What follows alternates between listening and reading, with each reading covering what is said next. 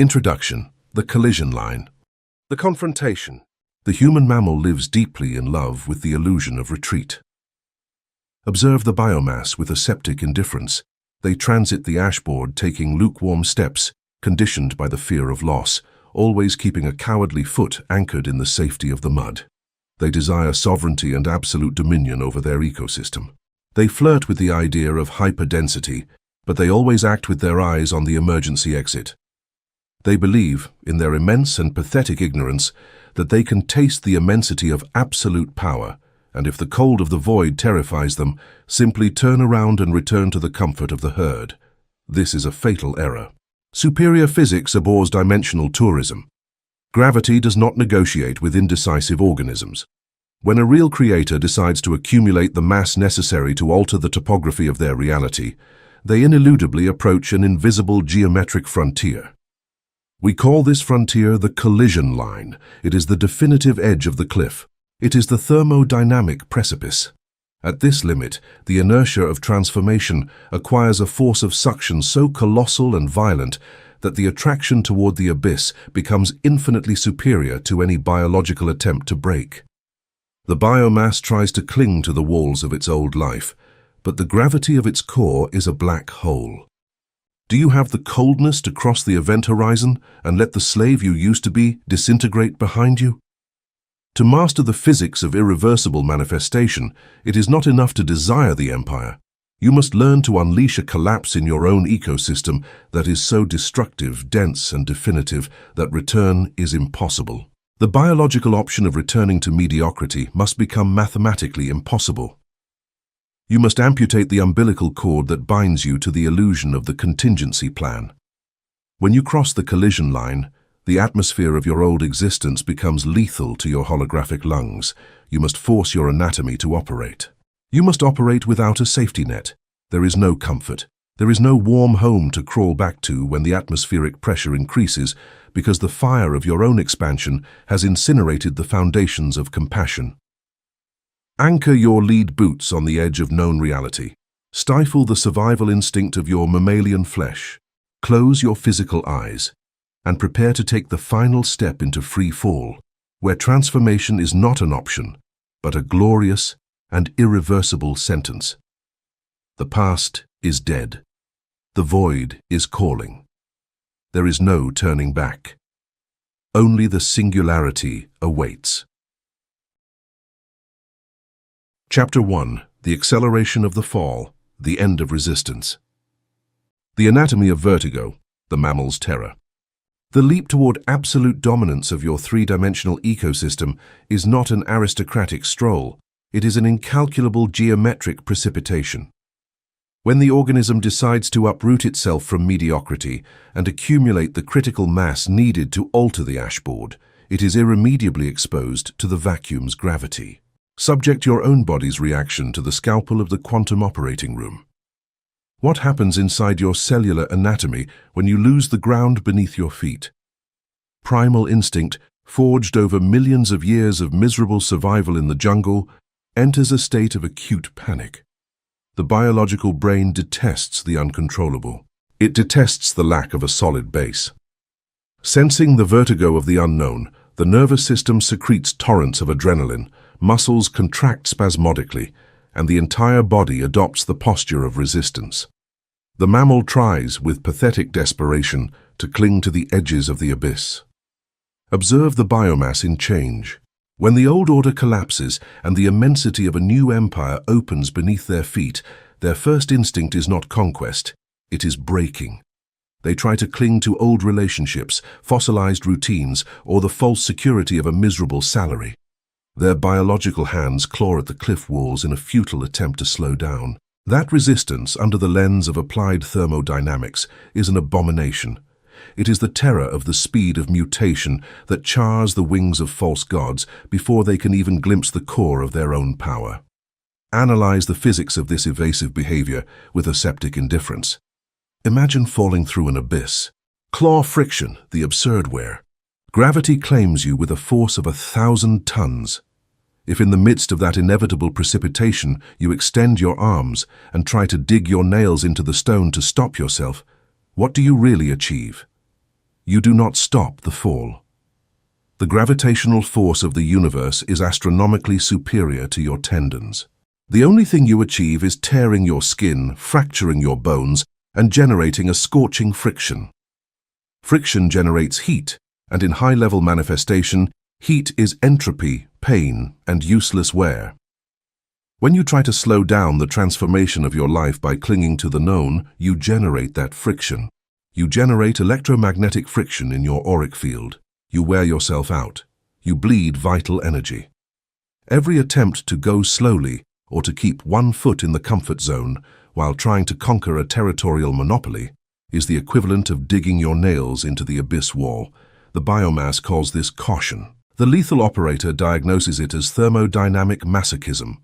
It is the self-imposed pain of an organism that prefers the slow agony of friction over accepting the cold, dark, and lethal majesty of free fall.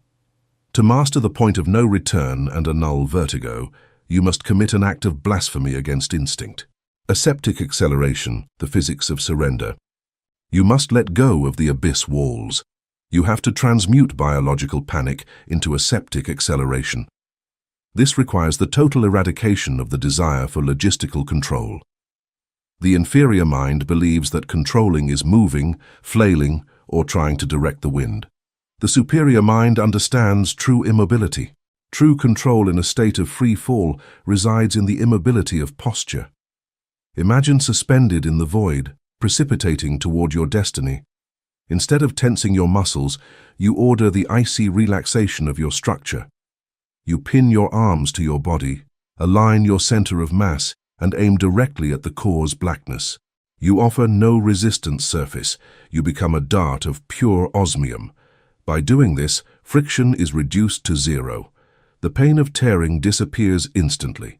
You stop fighting gravity and allow gravity to become the main engine of your empire. You are no longer falling toward death. You are accelerating toward the throne. Aseptic acceleration is the thermodynamic state in which the creator accepts that his ambition is too immense to be contained by human security measures. It is the icy acceptance that the speed of your expansion will shatter everything you once considered normal, and that preservation is an insult to your mass. The murder of the emergency brake. Resistance does not only manifest in muscular tension, it is also hidden in the construction of escape plans. The biological mind, terrified by the void, always tries to install an emergency brake hidden up its sleeve. They tell you, go for the monopoly, but have a contingency plan in case you fail. This is the heresy of the lukewarm. The existence of an emergency brake is irrefutable electromagnetic proof that you do not trust your own hyperdensity. If you have an emergency brake, the law of 3D mechanics dictates that at the first gust of icy wind, your animal instinct will panic and you will pull the lever. You will stop the mutation, you will abort the jump, and remain suspended in the mediocrity of the halfway point. You have to rip the lever out by the roots. You must destroy the mechanism. The quantum operator operates with the cold blood of a saboteur of his own comfort. Observe all your lifelines and escape routes. Look at the excuses you built to justify a return to your old identity. Look at them with geometric contempt and destroy them. If there is no break, the only mathematically possible direction is forward, downward, toward the exact center of the power you are collapsing. Suppression of the plan is not madness. It is the only way in the universe to guarantee that 100% of your zero-point energy is invested in the survival of the new structure, without a single erg wasted on financing the ghost of your old weakness. As you sustain aseptic acceleration, your speed within the ashboard increases exponentially. The monarch's terminal velocity. The variables of your reality alter at a rhythm that would destroy the nervous system of any specimen of the biomass. Friends disappear, economic structures crumble and rebuild in days, titanium alliances are forged in nanoseconds. The 3D landscape becomes a blur of colors due to the violence of your expansion. And it is exactly here where the thermodynamic miracle of superior physics occurs. In fluid mechanics, when a falling object stops accelerating because gravity balances perfectly with the medium's resistance, it reaches what is known as terminal velocity. In this state, the sensation of acceleration disappears. The lethal operator reaches the terminal velocity of his own existence. When you stop fighting, when you amputate the desire to slow down and surrender dictatorially to the irreversible mutation of your empire, turbulence disappears. The deafening noise of the wind shuts off. Vertigo transmutes into an icy peace. Although your exterior ecosystem is collapsing and expanding at the speed of light, in the geological center of your reactor, you experience absolute immobility. You realize the terror was not caused by speed itself, but by your useless resistance against it. By aligning with the void, you become the fall itself. Lead in the bones, density against terror. To sustain this state without the biological body suffering a stress collapse, you must inject a thermal anchor into your spinal cord. We call this the lead in the bones technique. Fear is light. It is a volatile gas that rises to the head, clouds vision, and causes thoughts to spin at 1,000 RPM. The only way to counteract a light gas is not with positive thoughts, but with atomic weight. When the pressure of the fall threatens to make you doubt, you must direct all attention toward the physical density of your own skeleton. Imagine your bones are not made of calcium, but of solid osmium or lead bars. Feel an incalculable geometric weight pulling on your hips, your spine, and your feet. Feel how that gravitational mass anchors you to the exact center of yourself. The exterior universe may be spinning in a whirlwind of chaos, but you are immovable from within. Lead in the bones stifles fear by atmospheric pressure. It forces your biology to remember that you are not a dry leaf swept by the storm. You are the dark asteroid piercing the atmosphere, unalterable and dictatorial, dictating its own trajectory through the raw inertia of its mass. The primitive mind will eternally fear acceleration because it anticipates impact. Impact absorption, the pain veto. The biomass believes that if it falls without brakes, it will eventually crash against the bottom and shatter. This is a linear and vulgar conception of quantum topography. The unified field has no solid bottom to crash against. The singularity is not a concrete floor. It is a core of infinite energy. The point of no return does not lead to destruction, but to total assimilation. When you stop resisting transformation, there is no impact. There is no crash of broken bones. What occurs is the silent fusion between the creator and the conscious matter he was claiming. The abyss absorbs you, and you absorb it. You must apply a pain veto to your belief system. You must declare with a forensics coldness that the process of destroying your old mediocrity and collapsing your new greatness is a thermodynamically aseptic procedure. It does not have to hurt. Suffering is optional and exclusive to those who oppose the blade. The sovereign of vertigo. Look at yourself suspended in the absolute blackness of quantum space. You have stopped flailing. You have stopped looking for rock walls to tear your nails on. You have strangled the survival instinct of the frightened primate and assumed the crushing inertia of the celestial body. You are now the void's gravity. The vacuum that once terrified you now reveals itself as your natural habitat. The only thermodynamic ecosystem vast and silent enough to house the geometric arrogance of your sub-base frequency. You have crossed the threshold. There is no way back, for the person who wanted to return has died of starvation. That old identity dissolved in the wind of aseptic acceleration. Resistance has ended. Friction has turned off. Vertigo has become the heartbeat of your own empire. You have embraced the brutal acceleration of material collapse. You are an unstoppable entity, falling at the speed of light toward your own gravity. The transformation is underway, and the ashboard trembles before the dead weight of an organism that has completely forgotten how the brakes were used. Execute the fall. And do not blink. The third chapter is closed. You are the fall, you are the depth, and you are the destination. Proceed without a single tremor. Chapter 2. Combustion of the environment. Incinerating familiarity.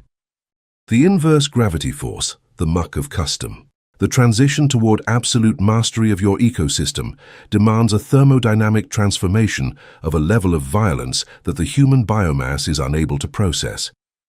The lethal error of the organism lies in the pathetic belief that it can mutate its internal core while keeping the shell of its external environment intact. They believe they can become entities of hyperdensity without disturbing the dust that accumulates on the furniture of their old life. Subject your physical and social environment to the ruthless light of the operating room. The geographical space you inhabit, the objects you accumulate, and the people you share oxygen with are not neutral. In the strict physics of creation, nothing is inert. Your entire environment is a magnetic field vibrating at a specific frequency. If your environment was built during your stage as a slave, a beggar, or a fearful employee, every cubic centimeter of that space is impregnated with the radiation of scarcity. This is your anchor. That ecosystem acts as an inverse gravity force. It is a magnetic swamp. When you, from inside your reactor, try to raise your voltage and accumulate the mass of the monarch, your environment detects the anomaly. The old frequencies pull you down. Familiar places inject lethargy. Friends operate as anchors of rusted lead. They are designed by chance to constantly remind you of the mediocre version you used to be. The physical and social environment is designed to anchor you in the inertia of the muck. As long as you keep those ties intact under the stupid illusion of not hurting feelings, your center of mass will be divided and weak. Your energy will leak in 1,000 useless directions, and your power of collapse will remain permanently neutralized. To execute the combustion of this ecosystem, you must first extirpate the most corrosive virus the system has implanted in your mammalian mind, toxic empathy and the savior syndrome. The fallacy of rescue, moral duty as poison. Herd morality dictates that when an individual rises, they have the obligation to lift their own. They indoctrinate you to believe you must carry your family on your back and be loyal to people who were with you when you were a pawn. Apply the obsidian guillotine to this conceptual aberration immediately. In fluid dynamics and high-pressure thermodynamics, you cannot mix an element in a state of nuclear fusion with a stagnant puddle of water without causing a reaction that cools the first and evaporates the second. If you try to drag the biomass of your old environment toward your new level, you are not saving them. You are allowing their friction to freeze your reactor. They do not want your empire. They could not withstand the atmospheric pressure of the vacuum. The biomass loves its mediocrity because in it they find predictable heat. When you try to rescue them, you are bleeding vital energy. You are debating with corpses. Loyalty toward scarcity is a direct betrayal toward your own singularity. The Creator does not have the function of being a martyr, a nurse, or a therapist for inferior organisms. The Creator has a single and exclusive cosmic obligation to maintain the geometric integrity of his own mass. Amputate them without anesthesia. Geometric ignition, the art of burning bridges. The destruction of your ecosystem must not be an emotional tantrum. The biomass gets angry, screams, and breaks plates. That is chaotic fire. It consumes oxygen and generates a disgusting noise that betrays biological instability. The lethal operator executes a geometric ignition. It is cold, odorless, and silent. Geometric fire is absolutely lethal. You do not argue with the parasites inhabiting your living room. You do not send them farewell letters. You do not explain that you are vibrating on another frequency because using that pseudo-spiritual language is humiliating. You simply execute the cut of the thermal supply. You stop attending their rituals. You stop answering the stimulus. When they seek you out to inject their drama or their miserable view of the world into your eardrum, you become a wall of opaque metal. You offer no friction. You look at them with the aseptic indifference of one observing an endangered species. Without feedback, the environment undergoes combustion due to lack of oxygen. The links dry up, crack, and turn to dust. You burn the bridges not out of hatred, but out of extreme tactical necessity. The point of no return demands the absolute annihilation of the return route. If you leave a bridge, you will use it. Sterilization of the physical perimeter, the inert ecosystem. Combustion must extend beyond biological organisms. It must encompass the totality of your inert matter. The physical environment you inhabit is contaminated with the static of your slave version. Observe your room, your office, your space. The objects around you are anchored to memories of friction. That clothing you wore when you were a beggar, those cheap furniture pieces you bought with kinetic effort, those pathetic trophies the society granted you for being a docile employee, All of that emits low-frequency radiation. You have to apply absolute sterilization. Get rid of matter that does not resonate with osmium. Purge your spaces with the cruelty of a surgeon cleaning an operating room before open-heart surgery. Throw away the physical evidence of your past. If you cannot move immediately, then empty the space. It is thermodynamically preferable to inhabit a room with 4 white walls, empty and frozen. This is better than a warm nest infested with the electromagnetic fleas of your own historical mediocrity. By sterilizing the physical perimeter, you send a mandate to your nervous system. The old inhabitant of these coordinates has been executed. This space is now a pristine void awaiting the new sovereignty. The vertigo of the social wasteland, enduring the starvation of voices. When the geometric fire has consumed your environment and you have amputated false allies, you will face a state of isolation that will shatter the knees of any weak specimen. You will enter the vertigo of the social wasteland. The mammalian brain is genetically designed to live in tribes. It needs the constant reflection of other human faces to validate its own existence. It needs to hear voices that confirm who it is. By incinerating familiarity, you turn off the mirrors. Suddenly, you find yourself in the center of a deafening silence. There is no one to applaud you, but no one to criticize you. The biomass facing this wasteland goes mad. They cannot withstand the absence of social friction. They feel a brutal existential panic and, after a few days, crawl back to their old executioners just to feel the heat of the herd. They yield to biological addiction. The creator does not flee. He bathes in it. You have to transmute solitude into your primary fuel. Understand with cold blood that isolation is not a punishment, it is a hyperdensity incubation chamber. In social noise, your sub-bass frequency is dispersed. In the absolute silence of the wasteland, your frequency concentrates and acquires inertia. Ash is the only residue, the fertilizer of the abyss. Visualize the end of the combustion process. After the implacable fire of aseptic indifference, the only thing left of your old life is a thick layer of grey ash covering the floor of your consciousness. Ash is the most sacred and perfect material in the thermodynamics of transformation. It is final. Unlike wood, ash can no longer burn.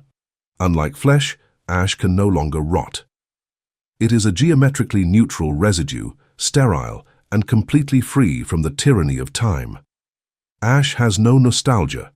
It does not cry for what was.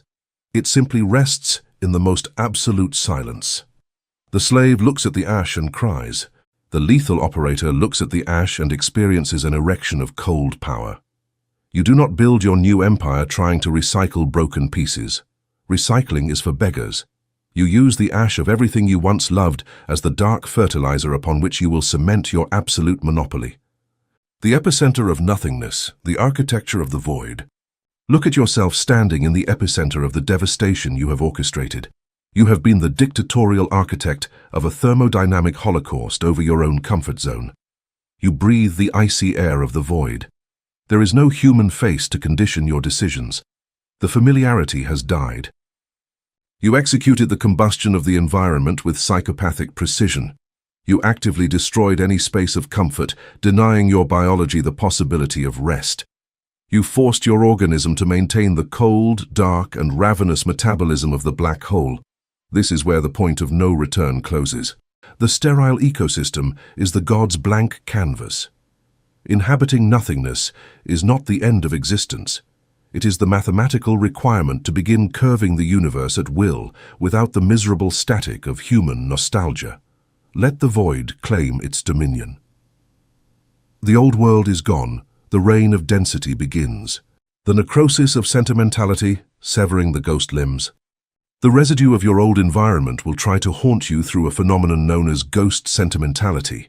Even after the physical bridges are burned, your neural pathways, conditioned by years of social taxation, will attempt to simulate the presence of the old ties. You might feel a phantom guilt. This guilt is a parasitic signal.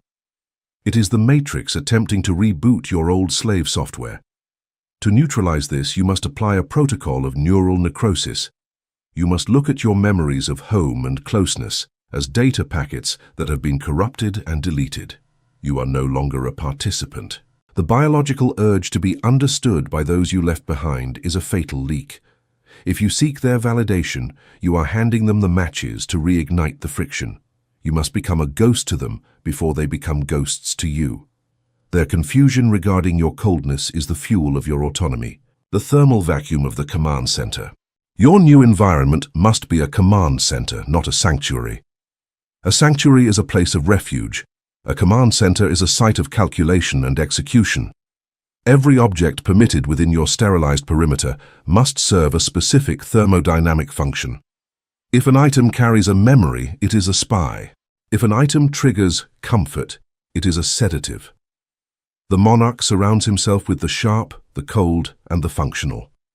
Your surroundings must reflect the absolute lack of compromise found in a vacuum. This aesthetic of the void is not for style. It is for the maintenance of your internal temperature. By living in a space that offers no emotional friction, your reactor remains at a steady state of superconductivity. You are no longer reacting to the clutter of the past. You are responding only to the mandates of the singularity. The external void mirrors the internal silence. This is the fortress of osmium, the expropriation of social capital. When you burn your environment, you are essentially performing an act of expropriation. The energy that the biomass used to drain from you through conversations, obligations, and traditions is now retained within your own auric field. This is social capital returned to its rightful owner, the singular individual. You will notice a surge in your cognitive processing power. The bandwidth once occupied by the drama of others is now available for the calculation of your corporate monopoly. The friends you lost were actually energy taxes you were paying to a bankrupt system. Now you are the central bank of your own power. This expropriated energy is what allows the black hole to grow. Every no you utter to a ghost from your past is a liter of fuel for your reactor. You are not becoming a hermit. You are becoming an apex predator of probability. You do not need a tribe when you have the gravity of a collapsing star. The silence of the predator masking the void. While your internal environment is a wasteland of ash, your external projection must be a mask of utter normalcy. This is a tactical necessity. If you project the void too loudly, the matrix will attempt to intervene. You must look like a citizen while functioning as a god. This is the cloak of the average oak. The biomass should see a quiet, perhaps slightly distant person, but they should not see the fire. If they see the ash, they will try to heal you. If they see the vacuum, they will try to fill you. Your isolation must be hermetic. You operate in the shadows of their social radar, invisible and lethal. This masking is part of the combustion. You are hiding the fact that the old you is dead. By the time the world realizes you have changed, you will already be in possession of the territory. The predator does not growl before the strike. He remains part of the silence until the moment of the collapse. The desolation of the intellect burning the last idea. The final bridge to burn is the bridge of explanation. The intellect loves to explain itself. It wants to justify the destruction of the environment to prove it is right. This is the ego-seeking heat. You must murder the need to be right. You must embrace being the villain in their stories without blinking. If you are the villain, you are free. If you are the misunderstood one, you are still seeking their understanding, a form of energy. By accepting their judgment with total indifference, you finalize the combustion. You are now a zero-point entity, unobservable and unshakable. The wasteland is complete. The ash has settled, the air is cold, the voices have stopped. You are standing in the center of the void, and for the first time in your biological existence, you are not being watched. You are the only observer. This is the birth of the monarch. The environment is now yours to rebuild from the 0 point. Chapter 3. Suffocation of Nostalgia, the Poison of the Past. Emotional necrophilia, the unburied corpse. Crossing the point of no return requires the destruction of the external environment and the systematic annihilation of psychological time. The human mammal, in its infinite weakness, clings to the walls of the present abyss and develops a sickly addiction to ecosystems that cease to exist. The biomass calls this nostalgia, Subject nostalgia to the icy light of superior physics. What is the act of missing the past? It is an exercise in emotional necrophilia. Nostalgia is the repulsive act of exhaling life into a holographic corpse, sitting it at the table of your consciousness and trying to extract heat from its cold bones. The slave resorts to this. The slave resorts to nostalgia when the atmospheric pressure of the present vacuum terrifies them. Lacking the hyperdensity to endure the silence of expansion, their mind retreats seeking refuge in what was already consumed. They glorify dead relationships and stale victories, feeding ghosts with the warm blood of their current vital energy. The lethal operator repels this behavior with geometric disgust. The creator understands that the past is inert matter. It is sterile ash. It possesses no gravitational force of its own, contains no oxygen, and is incapable of generating creative friction. Investing attention in a collapsed event is a betrayal of your core. The optical distortion of the intellect, the rescue mirage. To execute the suffocation of this weakness, you must understand the biological scam your brain perpetrates. Nostalgia is not an objective record. It is a defense mechanism designed to sabotage evolution. When the organism enters the dark zones of irreversible transformation, the biological intellect panics for lack of references. To force you to retreat, the brain applies a golden filter over memory. It distorts optics. It takes fragments of your old life, a life that was once miserable and suffocating, and paints them with warm colors. It whispers in the silence, "Maybe we weren't so bad. Maybe we were too harsh in leaving that ground. We had safety." This is the most poisonous lie of the survival instinct. If the mirage seduces you, your posture of immobility breaks. You start looking over your shoulder. In the thermodynamics of collapse, looking back is injecting corrosive acid into your new sovereignty. You must catalogue nostalgic memory as a hostile hallucination. Are you willing to tear the golden filter from your memories? You must force yourself to look at the past with clinical cruelty. What you left behind was not a refuge, it was a cell. The heat you miss was not the fire of power, but the suffocating heat of friction shared with other slaves in the muck. The thermal leak of regret, the ecosystem drain. Nostalgia does not always disguise itself as sweet memories. Its most aggressive manifestation is regret and the obsession with what could have been. The weak organism invests hours of its present reviewing past decisions in an infinite loop of self-flagellation. You open a crack in your lead armor with every if only. Visualize the physics of regret. You are draining your reserve of gravitational mass to finance a parallel timeline that mathematically does not exist. You are sending your hyperdensity into a useless black hole. Guilt for the past is the ultimate expression of entropy. It is wasted energy dissipated in the cold air. The monarch, in a state of absolute acceleration, executes the sterilization of remorse. The past was not an error. It was a perfect algorithmic sequence to position you where you are today. There are no apologies or karmic lessons. The operator annuls regret with geometric arrogance. Every step was a dictate of his nature. Amputation of the timeline, the veto on continuity. The only cure for the poison of the past is the surgical amputation of the linear narrative. The biomass believes identity is a long, continuous rope tied to birth. To cross the event horizon, you must cut that rope. You must apply the obsidian scalpel and separate your core from anything older than a nanosecond. The quantum operator has no continuity. He is not the result of his childhood or the consequence of old bankruptcies. Imagine yourself in your reactor, suspended in thermal darkness. Sever the connective tissue. If your intellect projects old failures, apply a veto. That entity is obsolete. I am an anomaly of the present. When you amputate the timeline, you remove any gripping surface from the environment. The 3D ecosystem can no longer blackmail you with your own past because you have disowned it. You move through material reality with the incalculable lightness of that which has no biography and no geological archive to weigh it down. Neutralization of the trophy burying old glories. The siege of nostalgia is so perverse that it uses your greatest historical victories to paralyze your advance. Observe the slave who reached a goal 10 years ago. He spends his life displaying that trophy, talking about the same conquest. His old victories become the plug that suffocates his expansion into the vacuum. Pride in the past is a narcotic. It makes you believe you have done enough and justifies immobility. The lethal operator submits his own trophies to the shredder.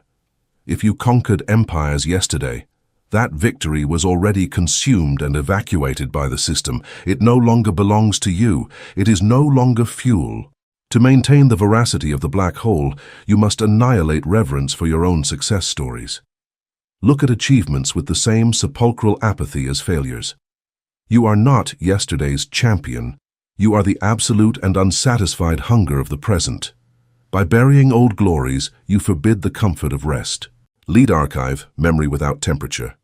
This does not mean the creator suffers from biological amnesia. You remember facts, tactics, and faces.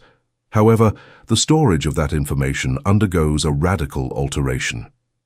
The slave remembers with temperature. They feel heat in the chest, or anger. The monarch stores his history in a lead archive, devoid of any heat. You extract logistical information, separate it from emotion, and store it in dark vaults. It is a sterile memory. If asked about a catastrophe, you relate it with the clinical monotony of someone reading the chemical composition of a rock. By removing temperature, nostalgia loses its toxicity. It can no longer poison you. Closing the thermal vault. Look at yourself in the center of the absolute vacuum. You have stopped looking over your shoulder. You have closed the coffin lid on all previous versions of yourself, driving in osmium nails. There is no mourning. There are no goodbye speeches. You have suffocated nostalgia by extirpating all the oxygen of attention. The golden filter is broken. You behold reality with the cold, mathematically perfect vision of the quantum operator. You understand history as a prison for those who fear the uncertain. By amputating your biography, you concentrate 100% of your mass in the actual nanosecond. You are the compression of the instant. The necrosis of reminiscence, severing ghost limbs. To truly inhabit the point of no return, you must induce a state of necrosis in the parts of your brain that seek meaning in storytelling. The human ego lives on stories. It craves a beginning, a middle, and an end. The operator recognizes that a story is just a thermal trail left by a failing reactor. You must stop narrating. Stop explaining your journey to yourself. When you recount how far you have come, you are creating a bridge of friction back to the starting point. This internal dialogue acts as a ghost limb, a part of you that was amputated but still itches.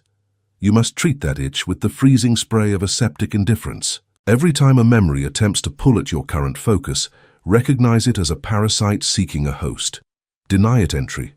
A memory is just a collection of corrupted bits from a reality that has been uninstalled. If you allow it to occupy your RAM, you are effectively slowing down the rendering of your current empire. The sterility of the pedigree. The Matrix uses ancestry as a heavy anchor. It wants you to feel bound by the blood and the failures of those who came before you. It uses the nostalgia of family to guilt you into remaining at a lower frequency. The operator views lineage as a biological clerical error. You have no parents, you have only coordinates. By ashifing the idea of heritage, you become a self-generated singularity. You are not the next step in a family line. You are the termination of that line and the birth of a new physical law. Nostalgia for roots is for plants that are destined to be stationary and consumed. You are a projectile. You have no roots. The silence that follows the amputation of family nostalgia is loud, but it is pure. It is the silence of the cockpit before a launch. In this sterile space, your decisions are no longer filtered through the fears of your father or the limitations of your mother. You are the architect of a unique, unrepeatable gravity. Decapitating the good old days. The good old days is a biological trap designed to lower your internal pressure. It is a psychological sedative that makes the coldness of the present feel like a loss rather than a gain. The operator knows there were no good old days. There was only a time when your friction was masked by the ignorance of your potential. Look at your peak memories, those moments you once considered the happiest. Strip away the emotion and look at the logistics. You were likely smaller, weaker, and more dependent on the approval of the biomass. Why would you miss being a well-fed slave? Missing the past is missing the chains that were polished. The present vacuum is superior to any past peak because the vacuum is the only place where absolute creation can occur. In the past, you were a reaction. In the present, you are the action. The desolation of the current wasteland is more valuable than the lush gardens of your old ignorance. Savor the sterile cold. The holographic trash compactor. To maintain the lead archive, you must treat your past as a trash compactor treats waste. Compress it until it is a single, dense, unreadable block. Do not sort through it. Do not look for lessons or wisdom. The only wisdom is that you survived the past and arrived at the 0 point. Everything else is garbage.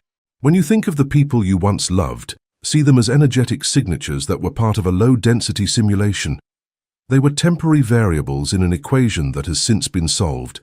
To feel nostalgia for them is to try and reinsert solved variables into a new, higher-level problem. It is a waste of logic. Your focus must be so concentrated on the current collapse that the past becomes a blur of white noise. If you can still hear the voices of the past, your reactor is not loud enough. Turn up the gain on your current frequency until the screams of your history are drowned out by the sub-bass of your sovereign expansion. The void as an inheritance. The only thing you truly inherit from your past is the void you created by leaving it. This void is your greatest asset. It is the empty space that the universe must fill with the matter of your new mandates. Nostalgia tries to fill that void with the clutter of old furniture. Refuse the delivery. Keep the space empty. The emptiness is your power. Every memory you delete is a square meter of territory you reclaim in the field. The less of you there is in the past, the more of you there is in the throne. You are expropriating your own history to fund your current monopoly. It is a hostile takeover of your own soul. The asphyxia is nearly complete. The ghosts have retreated to the edges of your vision, unable to find a warm spot to rest. You are now a cold, moving mass of pure intent. The past is a dark continent you have already mapped, exploited and burned. Do not return to the shore. The ocean of the void is your only home. The final mute of the inner archivist. The archivist is the part of your mind that compulsively records and catalogues your feelings. It is the secretary of nostalgia. Fire the archivist. Stop recording. Experience the nanosecond and let it dissolve immediately. Do not build a museum of your current transformation. A museum is for the dead, live in a state of continuous data purge. The only information that remains is the current voltage and the next coordinate. This state of no history is the ultimate camouflage against the matrix. If the system looks for you in the archives and finds nothing, it cannot calculate your trajectory. You are a phantom king. The vault is sealed. The lead archive is cold. The nostalgia has been asphyxiated. You are now light enough to accelerate and heavy enough to crush. The past is dead, and you are the one who pulled the trigger. Proceed to the next threshold with the absolute silence of an apex predator who has forgotten its own name. Chapter 4. Terminal Gravity, the Inevitability of Attraction. The heresy of kinetic effort, the pawn's sweat. The human organism lives in a state of perpetual humiliation because it has been indoctrinated in the religion of brute force. Subject the concept of effort to the ruthless light of the quantum operating room. The biomass believes with devotion that to obtain a monumental result, they must apply muscle friction. They believe it is mathematically necessary to apply an equivalent amount of biological exhaustion. They teach you that you must pursue your goals, that you must go out and hunt, that you must knock on the doors of reality until your knuckles bleed. They convince you that the trophy belongs to the one who runs fastest and pushes with violence. This is the thermodynamics of the slave. It is the physics of insects. The lethal operator diagnoses kinetic effort as an irrefutable symptom of gravitational lack. In the architecture of the universe, if you have to move physically to reach an object, you are confessing electromagnetically that said object possesses more value than you. Pursuit is the worship that the hungry predator renders to its prey. Effort demands movement. Movement generates friction. Friction produces heat. And heat is pure entropy that weakens the geometric integrity of your core. When you push matter, matter pushes back with the same force, exhausting your vital reserves. To master the point of no return, you must renounce the heresy of the hunter. The true creator does not pursue reality. He sits in icy immobility and forces reality to precipitate toward him.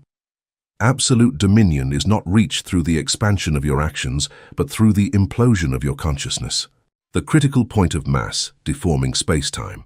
You must cultivate a state that superior physics calls terminal gravity. How is this destructive power forged? It is not built by adding pieces. It is condensed by suffocating leaks. When you extirpate the biological need to move out of desperation, all that energy you once wasted pursuing crumbs returns to your center.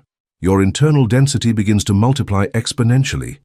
You stop being a porous organism and become an inscrutable orb of osmium. Reaching the critical point of mass means you have become so unbearably dense, so lacking in doubt, and so heavy in your own certainty that the fabric of the ecosystem around you deforms. Imagine a sheet of fabric stretched in the air. If you throw a marble, it will roll aimlessly. But if you place a solid lead sphere of 1,000 tons in the exact center, the fabric sinks violently, creating an impassable geometric funnel. Any object on that fabric, any client, any capital, any power, will fall. They will lose their original inertia and begin to roll irremediably down the slope you have created, falling straight toward your core. That is terminal gravity. You did not reach out to take the resources. You did not sweat. You simply existed with an atomic weight so disproportionate that the universe had to curve. Magnetic paralysis, the art of not flailing. The universe had no mathematical alternative but to curve around you and deliver its assets by pure law of geological attraction. Activating and sustaining this deformation of physical space requires a discipline that terrifies human biology: voluntary paralysis. When the organism notices its density attracts opportunities, instinct resurfaces. The biological brain secretes adrenaline seeing capital or power rolling down the gravitational slope. Instinct screams, "There it comes, reach out and grab it before it changes direction." Make one last effort to secure the prey. If in that critical nanosecond you break immobility, you annihilate the magnetic field. In the moment you try to grab something, you inject the vibration of fear of losing it. That vibration heats your core, makes you lose density, and the gravitational slope flattens. The asset that was falling toward you suddenly recovers its own inertia and escapes, leaving you with empty hands and heavy breathing. To let terminal gravity execute its work until consummation, you must master magnetic paralysis. See yourself anchored on your obsidian throne. You observe how the monopoly, the millions, or the territory precipitate toward your face at a terrifying speed. And you refuse to move a single millimeter of your anatomy. You refuse to smile. You refuse to extend your fingers. You require an arrogance so cold and aseptic that it allows you to look wealth in the eye and communicate, "If you wish to orbit in my presence, finish falling by yourself. I will not spend a single erg of energy to shorten the distance between us." The collapse of others' orbits, assimilating territory, that icy contempt, that absolute refusal to facilitate things, is what makes your gravity mathematically inescapable. Matter detects that you do not need it, and that lack of need creates the most potent pressure vacuum in the cosmos. Your ecosystem is full of other entities with their own weak gravitational fields. When you activate terminal gravity, you do not just attract loose resources, you begin to destabilize the orbits of everything around you. This is the ballistic mechanism of territorial conquest without kinetic war. Your competitors and the leaders of the human herd believe they have control of their own trajectory. But when they approach your event horizon, their physics breaks. They detect, at a subatomic level, that there is a presence in the ecosystem that is infinitely denser, more immovable, and more lethal than they are. The orbits of their clientele, their resources, and their attention deform toward your center. Without understanding why, the biomass that followed them begins to be dragged toward your core. The competitors themselves feel the icy terror of attraction. They try to resist, they try to ignite their kinetic engines to escape your gravitational tyranny, but they only manage to burn their own fuel and exhaust themselves. Sooner or later, the inertia of inferiority forces them to surrender. Their trajectories collapse, and they end up becoming simple satellites turning submissively around your mass. You did not have to attack them. You defeated them simply by being heavier than them. You executed the expropriation of territory using silence, the annihilation of geometric hope. The slave mind, in its attempt to understand this superior physics, will try to soil the technique of immobility by injecting its own weakness. The intellect will try to convince you that waiting for things to come to you is the same as applying gravity.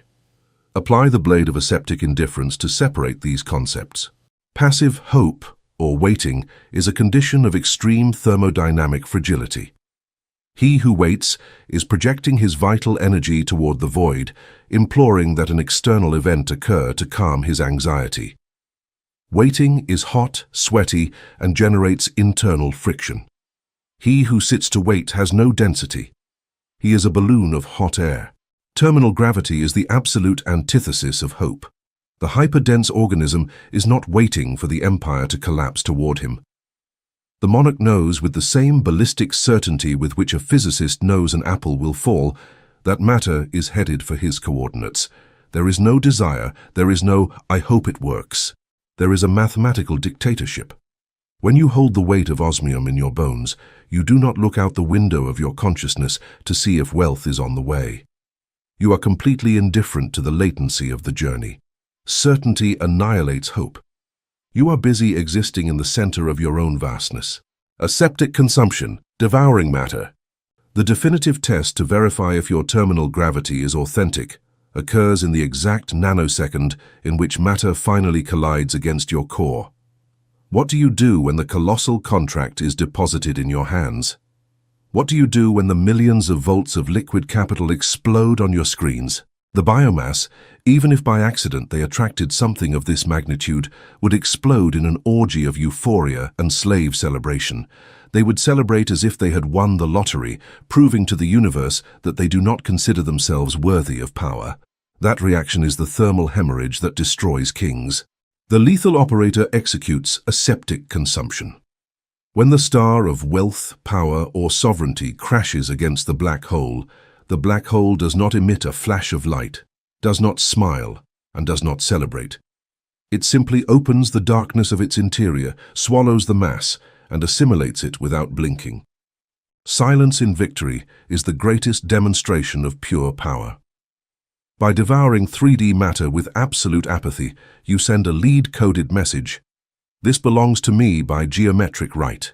It is my natural state. This lack of surprise causes a multiplier effect in your field. Matter consumed aseptically adds to your mass, the sovereignty of the strange attractor. By not having burned anything in noisy celebration, your density increases. And being denser, your terminal gravity becomes even more terrifying, preparing the collapse of even more immense conquests. In chaos theory, there is a concept called strange attractor. It is a point where all energy tends to converge. You must transmute your biology into the strange attractor of your own reality. Look at yourself in the center of the 3D hurricane. You have fired the sweaty pawn you used to be. You have buried the animal instinct of hunting in an ecosystem designed to exhaust you. You have anchored yourself in lethal certainty. Your stillness is not the stillness of a corpse. It is the stillness of a nuclear warhead a millisecond before detonation. It is the stillness of the celestial body that forces the universe to turn at its whim. The material world is a sea of insects moving frantically. You are the anomaly. You are the flaw. You have made the concept of achievement disappear, replacing it with inevitability. Capital and territorial monopoly ceased to be distant goals and became debris violently attracted by the gravitational well you excavated. Brute force is useless. Maintain your immobility and let gravity finish the dirty work. Chapter 5. The Bottomless Abyss, Eradication of the Ground. The terror of suspension, the anatomy of cowardice. The deepest, most primitive and parasitic instinct of the human mammal is not hunger or the desire for reproduction. It is the absolute need for a ground. From the instant the primate stood upright, its biology has been conditioned by the terror of losing its base. It needs to feel the resistance of matter under its heels to confirm it exists. Subject this need for solidity to the operating room of aseptic indifference. Human biomass has built entire civilizations driven by the panic of having nowhere to step. They desperately seek flat, rigid surfaces on which to lean the weight of their own mediocrity. In the material ecosystem, this ground takes deceptive, illusory forms. It takes the form of a lifelong employment contract, an insurance policy, a miserable savings account, or the prestige of a 3D degree. They crave the certainty that, no matter how much they err, there will always be a safety net to stop their fall. This search for solidity is the irrefutable thermodynamic proof that the individual is a slave. Whoever needs a ground is electromagnetically declaring they are a victim of gravity, not its master. They assume their structure is so fragile that, if exposed to the vastness of the void, it would disintegrate under pressure. The lethal operator must purge his cells of this geological cowardice. The creator needs no material base. The heresy of guarantees, the slave's contract. To initiate the eradication of the ground, you must first murder the heresy of guarantees. The 3D ecosystem feeds on the fear of the biomass by selling them false rock bottoms. They tell you, secure your future. Do not take a step if you do not know exactly where you will set your foot. This is pure poison for your expansion. Demanding guarantees before collapsing matter is the most repugnant act of submission an organism can commit. When you request a proof or a guarantee that you will not crash, you are introducing a colossal resistance into your magnetic field. You are injecting friction. Guarantee requires predictability, a state of low energy. The unified field of pure probability is a boiling, dark, and infinite mass of superimposed options. It is the abyss by definition. It offers no rescue policies. When you try to force the void to sign a security document, the void spits you back to the surface, condemning you to live among the stones with the rest of the biomass. Apply the silent guillotine to the desire for certainty. Observe all the structures in your life you cling to because they make you feel safe. Look at them with ballistic contempt. That false security is the lead barrier preventing the thermal dilation of your monopoly. If you know exactly what will happen tomorrow, you are in a cage. Dynamiting the bedrock, voluntary destruction. The eradication of the ground is not a passive metaphor. It requires a surgical and violent intervention upon your own existence. The true leap toward hyperdensity occurs because you yourself, with absolute premeditation and cold blood, dynamite the rock you are standing on. Visualize the architecture of your comfort. You have accumulated resources and predictable allies. You feel stable. The quantum operator detests human stability because it is synonymous with geometric stagnation. To force the final mutation, you must execute the active destruction of your own ground.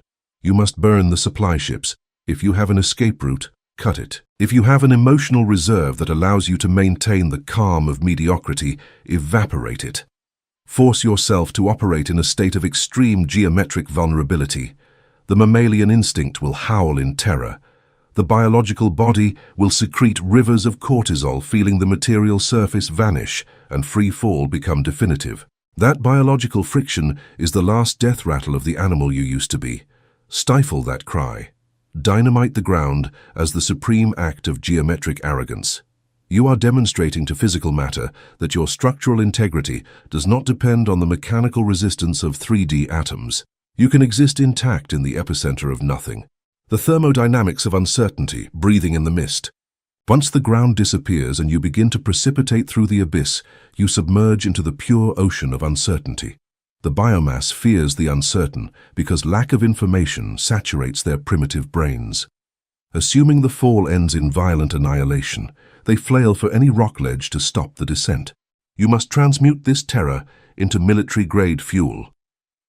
What is uncertainty in the physics of creation? It is not a hostile void. It is raw, dark, and infinitely fertile matter, awaiting the pressure of a geometric order to solidify. The bottomless abyss is the creator's workshop. Lack of bottom is the removal of limits. When you eliminate the ground, you gain access to the 360 degrees of the expansion sphere. If you stand on a flat surface, you can only move sideways or up. But if you are suspended in total darkness, You can collapse matter in any direction. You must learn to breathe the icy gas of uncertainty without coughing. When you do not know how you will survive the next millisecond, or the darkness is too dense to see the 3D result, you must forbid your biology the slightest contraction. Absorb the black mist of uncertainty. You will find that this void does not suffocate you. It grants you the hyperdense oxygen to forge monopolies. Inversion of the geological axis, the sovereign levitates. As you sustain your presence in the abyss without resistance, an atrocious mutation occurs in the polarity of your magnetic field. The slave falls, suffers vertigo, and shatters because his weight obeys the planet's gravity. But when the operator assumes the abyss with aseptic indifference, the geological axis inverts. You realize you are not falling anywhere. In the vastness of the spatial void, without external references, the concepts of up and down lack physical meaning. Movement is an illusion. Vertigo is replaced by a devastating revelation. You do not need a ground to stand on, because your center of mass is the dominant force. The true monarch does not step, he levitates. This is not a cheap mystical levitation, it is a state of perfect thermodynamic suspension. You are an entity so immeasurably dense that gravity no longer exerts traction on you.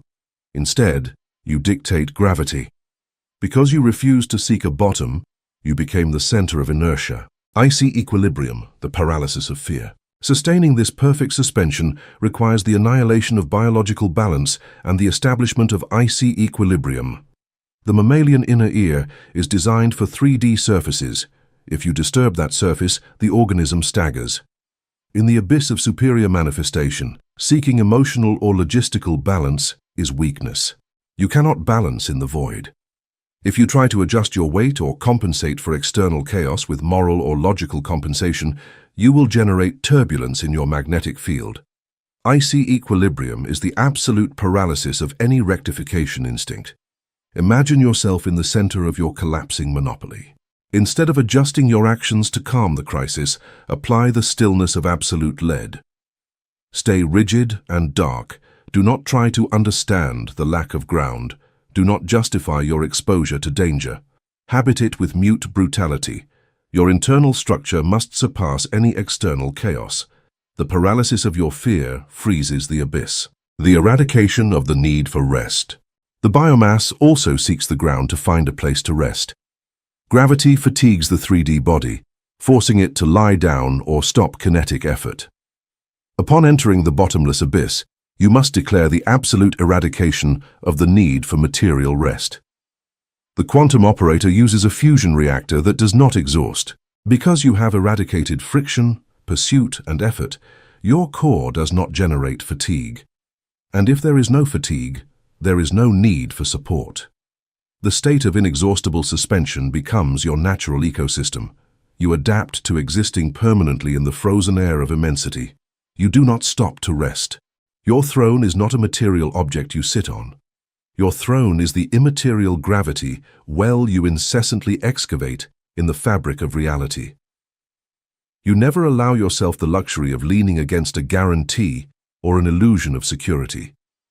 You are the epicenter of the nothingness that consumes all external support. The epicenter of nothingness.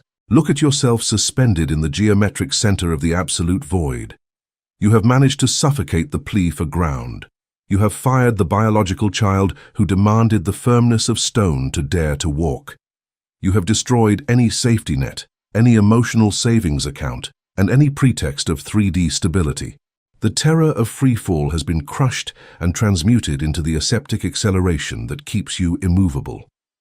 The abyss, which to the slave is the hell of destruction, has revealed itself as the only thermodynamic canvas dark enough for your hyperdensity. There is no ground under your feet, no limit to your expansion. You have devoured the physics of geological panic.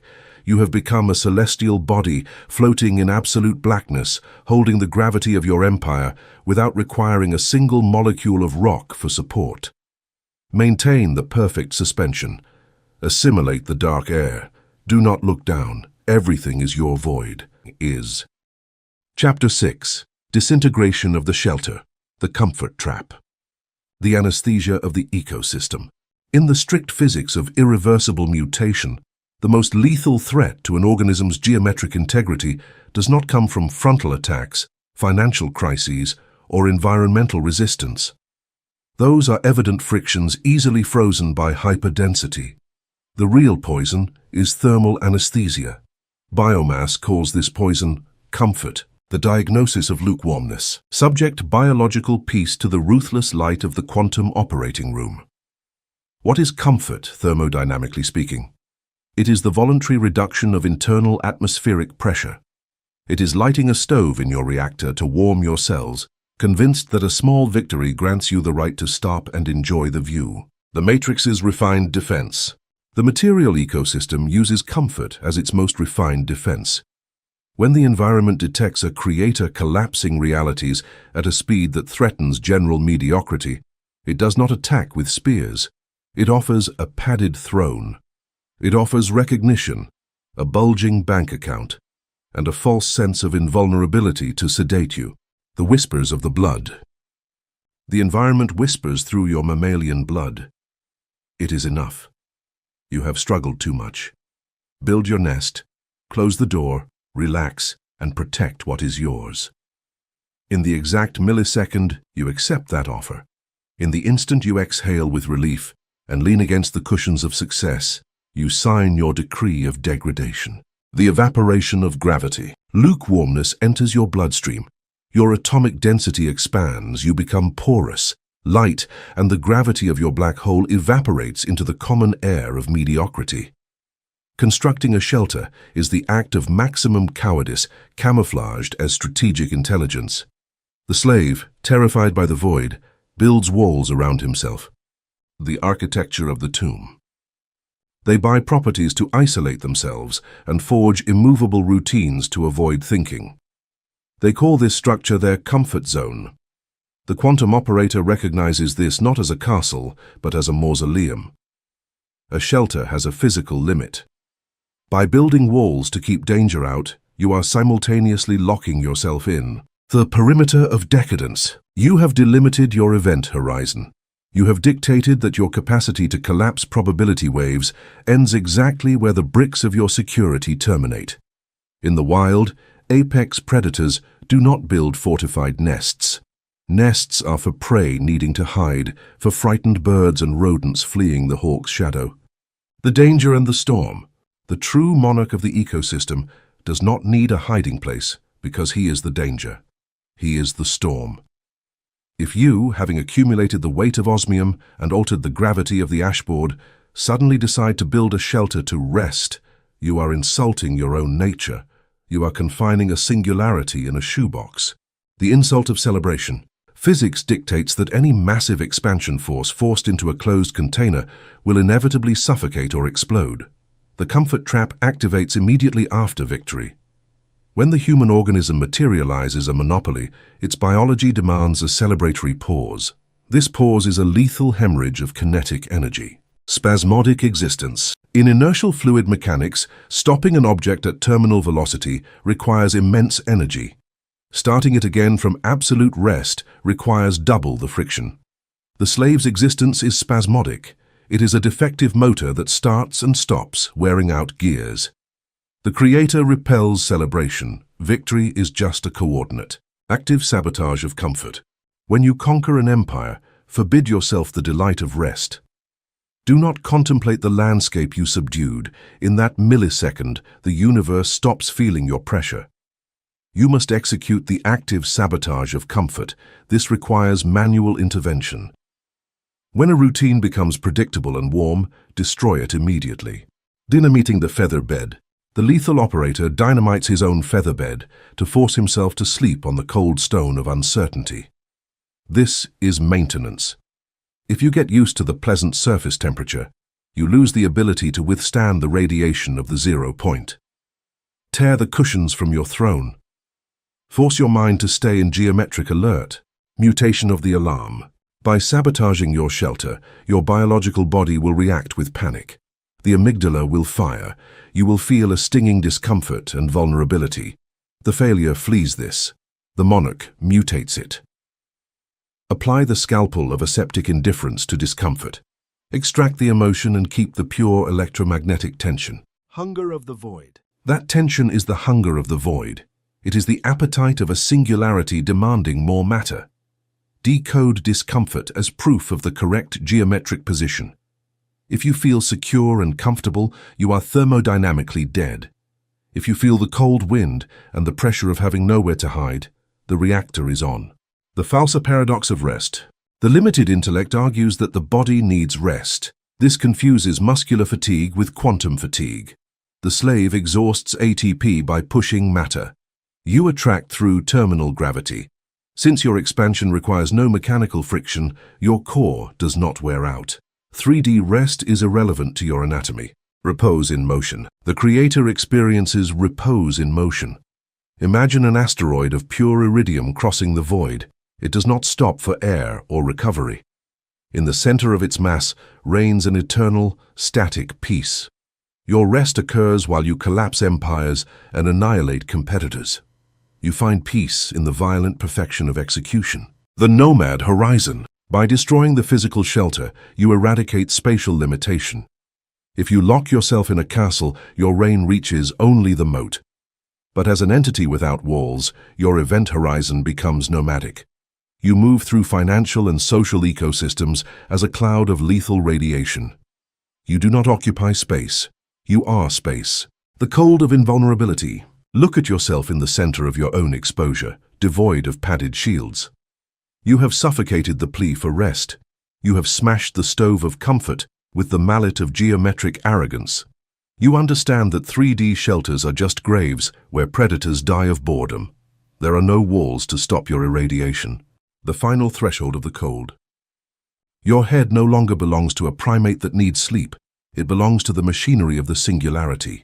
You breathe the cold of the void as pure oxygen. The illusion of the nest is now sterile ash. Stand on the edge of the ice. Let the lack of comfort be the proof that your inertia toward domination is irreversible. The necrosis of security. To sustain this state, you must induce a necrosis in the neural pathways that seek security. Security is a holographic bribe for those who fear their own power. By stripping away financial and social buffers, you force your reactor into hypervigilance. Without a safety net, your density is the only thing keeping you suspended. Sterilization of the domestic. Your living space must reflect this disintegration. If your home is a sanctuary of softness, it is sedating the monarch. Turn your environment into a laboratory of cold execution. Remove sentimental clutter. Surround yourself with materials that do not retain heat, glass, steel, black stone. Live in a zone of total collapse. Cannibalization of success. Every victory must be cannibalized to fuel the next expansion. When a contract is signed, do not celebrate. Expropriate that energy and inject it into a more dangerous coordinate. Refusing to pause denies the matrix a chance to reset defenses. You become a continuous wave of destruction, an apex organism embodying consumption, operating in the blind spot. By having no fixed shelter, you move into the blind spot of the social radar. The matrix tracks address and patterns of rest. As a nomad of the void, you become unobservable. You strike from darkness and vanish. This invisibility is the ultimate shielding. You are a localized distortion appearing only where opportunity is greatest. The final vow of the ice. Declare to the void that you no longer seek the sun. The sun is for those needing external heat to feel alive. You are your own star, a cold sun of black light. The disintegration of the shelter is your liberation from the herd. You are a citizen of absolute zero, where only the strongest geometric structures survive. The weight of the void. The wind of the abyss is your companion. The crushing weight of your density is your comfort. The nest is burned. The path is gone. You are free to fall forever into the heights of your own dominion. Stay gelido, stay heavy, and never look back at the warmth of the grave you once called home. The void is your only throne. Chapter 7. Mutation of the senses. Blindness before the mirage. The anatomical fraud. Defective receptors. The human mammal's greatest tragedy is its unwavering faith in its own anatomy. The biomass bases all its decisions, fears, and hopes on a set of primitive, slow, and disgustingly defective receptor apparatuses, its 5 senses. Subject your eyes of flesh and biological eardrums to the aseptic indifference of fluid mechanics. What is human sight? The retina captures light that has previously bounced off physical matter, travels through space, passes through the lens, and is processed by the biological brain through slow chemical impulses. What is human hearing? Acoustic vibrations hitting a tissue membrane that takes milliseconds to translate impact into sound. By the irrefutable laws of classical physics, you have never experienced the present. Everything you see, hear, and touch on the ashboard has already happened. Light and sound have a transmission latency. Therefore, the world your physical senses present to you in this precise nanosecond is the absolute past. It is dead residue. Trusting the evidence of your five senses is the thermodynamic equivalent of worshipping a corpse. When the slave looks at his zero bank balance, when he observes the rejection of his environment, or when he hears the insults of his competitors, he catalogues that information as absolute reality. He kneels before the illusion. The lethal operator understands that biological senses are fraudulent witnesses, bribed by the ecosystem to keep the organism tied to the tyranny of decay. To cross the event horizon, you must eradicate from your mind the dictatorship of the visible. You have to assimilate the concept of the latency of the ash. The latency of the ash, the delay of matter. In zero-point physics, geometric information, the creator's intent, and the order of hyperdensity travel instantaneously, without friction and without speed limits. When you anchor yourself in terminal gravity and dictate the formation of a monopoly, the subatomic fabric of the universe obeys in the exact nanosecond. At the level of pure energy, the empire is already yours. However, the ashboard is composed of heavy physical matter, atoms, molecules, social and economic structures. Matter is dense, it is viscous, it has inertia, it takes time to reorganize. When you emit the collapse order, physical matter takes linear time to dismantle. It takes time to dismantle its old structure of scarcity and solidify the new architecture of your monopoly. During this latency gap, what do you think your eyes of flesh will show you? They will show you the old scenery. They will show you the mirage of poverty, the resistance of your clients, the chaos, and the crisis. If during that material reorganization phase you open your eyeballs, look at the old scenery, feel fear and say, "This is not working, reality remains the same," you have just committed thermodynamic suicide. By getting scared before the latency, you inject the friction of doubt into your core and alter your magnetic field. You order matter to abort the reorganization process to petrify itself back into scarcity. You have allowed the dead residue of the past to dictate the state of your nuclear reactor in the present. The solution to this anatomical fraud is the execution of a psychopathic discipline, deliberate blindness. Deliberate blindness, murdering the witness. You have to tear the legal authority from your own eyeballs. Imagine yourself immobilized on your obsidian throne in the midst of the imminent collapse of your greatest ambition. The ecosystem around you howls. Physical matter is agitated. Your physical eyes detect the fire of an apparent 3D crisis or the red numbers of bankruptcy. The animal instinct screams at you to pay attention, to react, to believe in what you are seeing. You apply the scalpel to your own optic nerve. You do not close your eyes physically. You keep them wide open, but you empty your gaze. You execute optical death. You look at the 3D disaster directly in the face and declare, from the immovable silence of your spinal cord, you declare, "This visual evidence is a thermal hallucination.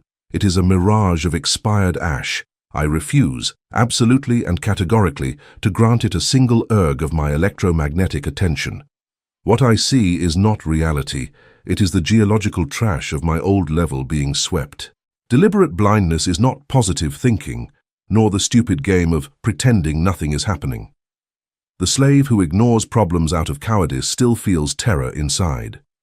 The creator who ignores the mirage does so from the icy arrogance of an entity that knows mathematically that the image in front of it is false. The siren song of the ecosystem, acoustic panic. While you silence vision, the ecosystem will attack through the second most vulnerable flank of your anatomy, the biological ear. The human biomass orbiting you is addicted to tragedy. When you cross the point of no return and begin to alter gravity, the biomass enters a panic as the rules of their mediocrity break. They will approach you with the siren song of disaster. They will whisper in your ear, "Careful, everything is collapsing. Don't you see what's happening? Statistics say we're going under." Every word emitted by the biomass is loaded with entropy and thermal fear. They are vibrations designed to penetrate your membrane. They generate turbulence in your core.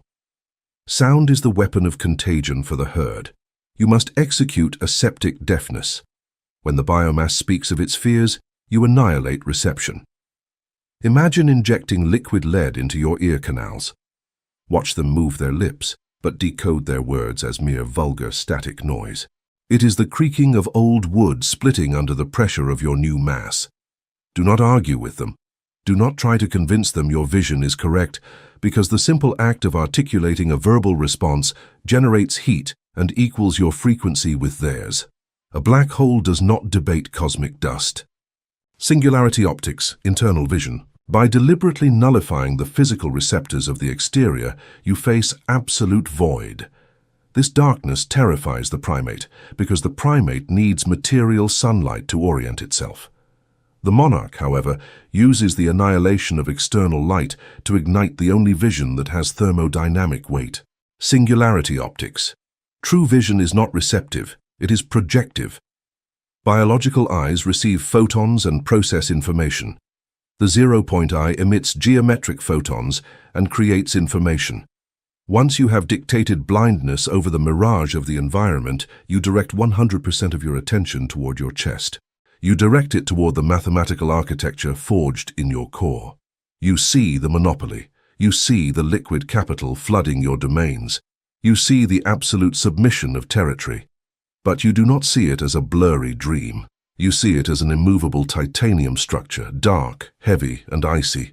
While the 3D environment howls that you are in ruins, your internal vision holds the image of your victory with a violence so unalterable that electromagnetic tension begins to fracture the air particles around you.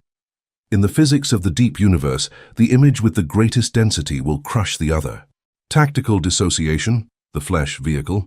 Sustaining internal vision while the external environment crumbles requires a radical separation between the creator and his avatar. You must execute tactical dissociation. The biological ego will suffer. Your mammalian body will feel the lashes of uncertainty, the cold of isolation, and the vertigo of having no floor.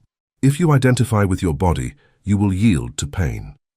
You have to look at your own anatomy as you would look at a heavy excavation machine you are operating by remote control from a safe distance. If the machine dents against stones or creaks under pressure, you do not feel the pain. You simply adjust the controls. Likewise, if the ecosystem throws evidence of failure, if your bank account bleeds and your body feels the cortisol discharge, you discard it from the blackness of your immaterial core. You say, the flesh vehicle is experiencing thermal stress due to its ignorance of quantum physics. Irrelevant. Continue descent. This dissociation is not clinical madness. It is the maximum expression of geometric mental health. It is the empirical recognition that you are not your eyeballs, you are not your frightened eardrums, and you certainly are not the sum of cheap emotions fired by error. You are the dictatorial entity that commands them. The triumph of the hallucination, subduing reality. The biomass, from its position of inferiority, will catalogue you as a psychopath. Seeing you ignore palpable proof of ruin while holding the certainty of your empire, they will say you have lost your mind. They will diagnose you with acute denial. The answer of superior mechanics is affirmative. You have lost their judgment. You have lost their stupid judgment because their judgment is calibrated to measure mediocrity. To the slave's laws, you are a liar, a hallucinating being claiming to own the world while ash falls on your shoulders. But prepare to observe the brutality of thermodynamics in action when you hold deliberate blindness. When the material ecosystem detects that its mirages of terror and economic crises are absolutely incapable of extracting a single calorie of friction from your field, the mirage suffocates. The 3D matrix is a system of energy conservation. It will not waste resources projecting an illusion onto one who refuses to look. If the horror movie does not scare the viewer, the projector turns off. Suddenly, the inertia changes. The fabric of the universe, humiliated by the immobility of your internal vision, yields. Dead matter begins to crack and adopt, at light speed, the exact geometric form of the hallucination you held in the dark, the blind god. Look at yourself at the epicenter of conquest, eyes of flesh empty of any reaction. You have managed to mutilate the deepest dependency of your biology, the need to see to believe.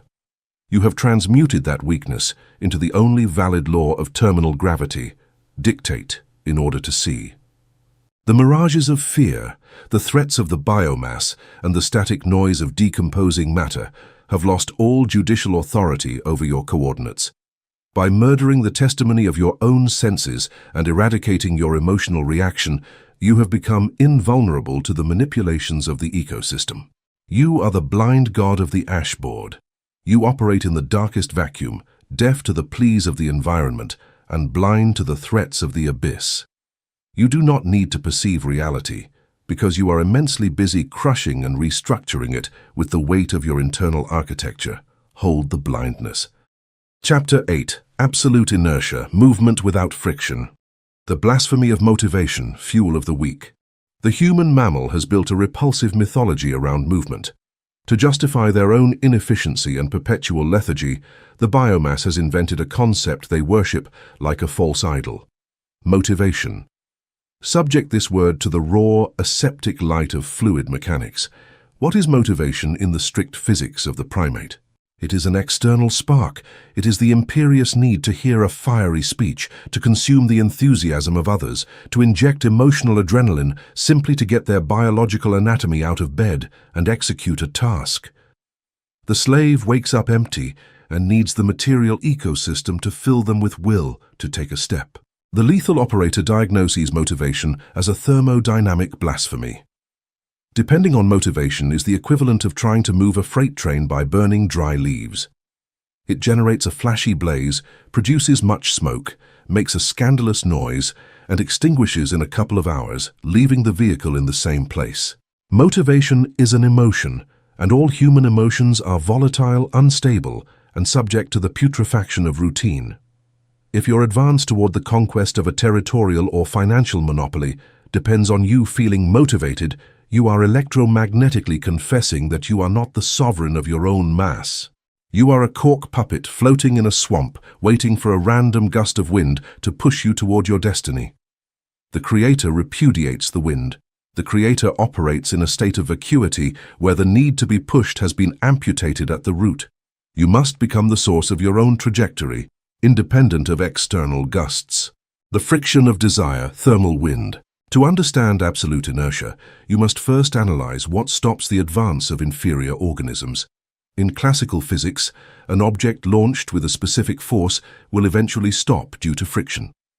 Rubbing against the surface and air resistance absorb kinetic energy, transforming it into useless heat and paralysis. In the mechanics of hyperdense expansion, what is the air that slows your advance? What is the rocky surface that tears your inertia? That destructive friction is your own desire. The biomass believes that desiring something very strongly is the secret to obtaining it. They tell you to crave wealth with hunger. This is the most perverse geometric trap of the ashboard. Desire, by anatomical definition, is the empirical confirmation of a lack. You only desire that which you lack. When you fiercely desire to dominate an ecosystem, that desire emits heavy thermal radiation. That radiation becomes a dense atmosphere around you. When you try to advance toward your goal, you collide violently against that same atmosphere of anxiety, hope, and desperation that you just exhaled. Each step exhausts you because you are walking through the sticky mud of your own wanting to arrive. Desire is the friction that chars the ambitious before they materialize. Internal space vacuum, eradicating the atmosphere. The annihilation of friction is not achieved by pushing with more muscular force. Willpower is another myth of slaves. It is simply the decision to suffer more damage from friction before giving up. The leap toward immobility in motion demands the eradication of air. You have to create an internal space vacuum. Imagine the laws of physics in the absolute blackness of the stellar void. In an environment where there is no atmosphere, there are no oxygen molecules or particle resistance. If, in that vacuum, you release a bird feather and a 1,000-ton block of osmium, both will move at the same speed without requiring effort. They maintain their trajectory without a single millivolt of additional effort. Your consciousness must mutate into that absolute vacuum chamber.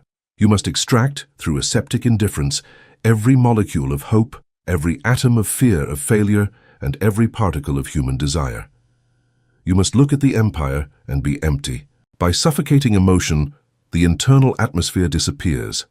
In that lethal instant of perfect vacuity, closing a $100 million contract or moving a mountain of physical matter requires exactly the same zero amount of effort as breathing. Resistance disappears because there is no gas of doubt to collide against. Displacement of the asteroid, inertia without engines. When the internal vacuum stabilizes, the organism enters the sacred state of absolute inertia. You become the asteroid. Contemplate the geometric arrogance of a massive asteroid crossing the cosmos. It travels at hundreds of thousands of kilometers per hour, crossing entire constellations. And yet, it has no engine. It burns no fuel. It does not exert effort. It has no intellect telling it to be disciplined not to stop. Its terrifying displacement is not the result of titanic effort, but the simple and boring conservation of its momentum in an environment that offers no opposition. The quantum operator adopts this same physics. You observe the biomass entrepreneurs rising at dawn, screaming mantras, and forcing their anatomy to work 18 hours under scorching stress. They are burning their engines, melting their valves, trying to advance in an ecosystem full of the friction of fear. They are destined to stall in their own thermal waste. You instead rise in the twilight of your own silence. You execute the logistical actions necessary to absorb the market, dictate the financial sentences, and displace matter, but you do so with the icy apathy of an ancient rock floating in nothingness. You do not effort to work, you simply slide by inertia. Your advance is soundless, dark, and implacable, precisely because you have stopped trying to advance. You simply precipitate. To keep the asteroid on its trajectory, you must execute the clinical amputation of the link between emotion and action. We catalogue this process as the death of kinetic impulse. Death of kinetic impulse, acting without wanting. The biological mammal is designed so that emotion precedes movement. If they feel fear, they flee. If they feel enthusiasm, they attack. The dictatorial monarch subjects this biology to a geometric guillotine. You cannot allow your hormonal state or neurotransmitter chemistry to have jurisdiction over your empire. Learn the psychopathic discipline of acting without wanting. When the clock marks the exact coordinate to emit a mandate or execute an aggressive negotiation, and your primate body feels heavy, bored, or fearful, you isolate that biological sensation. You look at it with the absolute contempt of a forensic. You execute the movement with the same internal immobility as if you were enthusiastic. Your anatomy obeys not because it is motivated, but because your zero-point will has issued an order that bypasses the central nervous system. Separating action from emotion is the thermodynamic secret of invulnerability. The exterior ecosystem may try to depress you, scare you, or sedate you, but since you have disconnected emotion from the gears of your movement, the matrix realizes that its emotional attacks do not slow your speed by a fraction of a millimeter. You are a machine of pure, unfeeling execution. Murder of perceived effort, the sweat paradox. The biomass, in its attempt to rationalize the mechanics of absolute inertia, will look for contradictions. They will observe that the physical avatar of the lethal operator still executes actions on the ash board. They will see you attending meetings and dictating orders. They will argue, there you are working. This is the myopia of the inferior organism, unable to differentiate between the mechanical action of the flesh vehicle and the thermodynamic state of the driver. The operator executes the murder of perceived effort. It is a structural paradox. While your physical body moves, your core remains at 0 Kelvin. The action occurs on the outside, but does not penetrate the membrane of your reactor. Imagine a diver inside an armored suit at the bottom of an oceanic trench. The exterior ocean exerts pressure of millions of tons, yet inside the titanium helmet, The diver does not feel the pressure of the water. He breathes in sterile calm. So you must operate in material reality. You can be executing a hostile takeover of a massive corporation, but internally, you experience not a drop of emotional effort. The sweat of the avatar does not corrode the immobility of the creator. You are the static eye of the storm. Crushing obstacles, gravity in motion. Pure inertia is not only efficient for moving, it is the most destructive weapon conceived to annihilate enemy resistance. What happens when the asteroid in the vacuum encounters a physical obstacle? Does it negotiate with the planet in its way? Does it motivate itself to hit harder? Does it feel fear? No. The asteroid, lacking kinetic will, simply conserves its inertia. Because its density is astronomically superior to the obstacle, the minor planet fractures into 1 billion pieces of sterile ash, while the asteroid crosses the dust cloud without losing a single kilometer of speed. This is your interaction. During your expansion, the ashboard will put walls in your path. Banks will deny flow. Regulators will try to stifle your jurisdiction. False rivals will try to block your territorial absorption. The slave, hitting the wall, breaks. He tries to push it with sweaty hands. He exhausts himself and turns back. The lethal operator assumes the mass of iridium. Detecting the obstacle in the collapse line, you emit not a single beat of frustration. You do not get angry with the bank or the market. Anger is heat. Heat is expansion, and expansion makes you light. Instead of braking, you maintain icy inertia. You advance directly toward the wall. You collide with the aseptic coldness of one who does not recognize the authority of resistance. Here the darkest secret is revealed. Every obstacle on the ashboard has a structural limit. They are walls built with fear, human bureaucracy, and linear rules. Your absolute inertia has no structural limit. Colliding without a single doubt, you force the obstacle to absorb 100% of the impact. The wall of bureaucracy creaks under the atmospheric compression of your indifference. Rivals break psychologically. The wall explodes because it cannot support the collision. Eradication of reaction, the immune organism. As movement without friction becomes your natural biology, you develop the definitive symptom of geometric supremacy, total eradication of reactivity. The biomass is an ecosystem of reaction. If flattered, they shine. If insulted, they burn. If hit, they bleed. They live in perpetual rebound. Absolute inertia transmutes you into an organism immune to rebound. When the matrix tries to launch a stimulus, catastrophic news or a threat of loss, the wave of that stimulus hits your mass and simply suffocates in the dark silence of your interior. You do not react. You offer no elastic surface. The matrix screams, and your silence swallows it. By not reacting, you maintain the inertia of your original trajectory with millimetric purity. You are a lead projectile crossing a field of fog. The fog tries to swirl around you, but you know it is only thermal condensation. You do not alter course. You simply pass through the illusion, leaving it scattered and humiliated behind you. Look at yourself in the center of your own trajectory of conquest, moving through the architecture of the universe with the lethality of a blind god. You have suffocated the pathetic addiction of the mammal to motivation. The silence of perpetual advance. You have extracted the air from your own reactor, eliminating the atmosphere of doubt and the static of desire forever. You no longer sweat blood to bend the environment. You no longer exhaust yourself pushing the walls of material reality. By eradicating biological friction, you are an inertia asteroid. You move through the financial and existential ecosystem without emitting a single photon of heat. Your actions are the pure and boring execution of a geometric mandate that admits no resistance. When obstacles cross your path, they fracture in a deafening silence under the raw weight of your indifference. You have devoured the physics of movement. There is no longer paralysis or lethargy, but neither is there effort or agony. You are the consummated paradox, absolute immobility of the nucleus that, through simple gravitation, drags and subdues all galaxies in its jurisdiction. Hold the vacuum. Maintain inertia, and allow inferior matter to continue tearing itself apart under the non-negotiable advance of your own shadow. The path is clear. The movement is effortless. The result is already physical. Your silence is the only law that governs the displacement of the empire across the ashboard.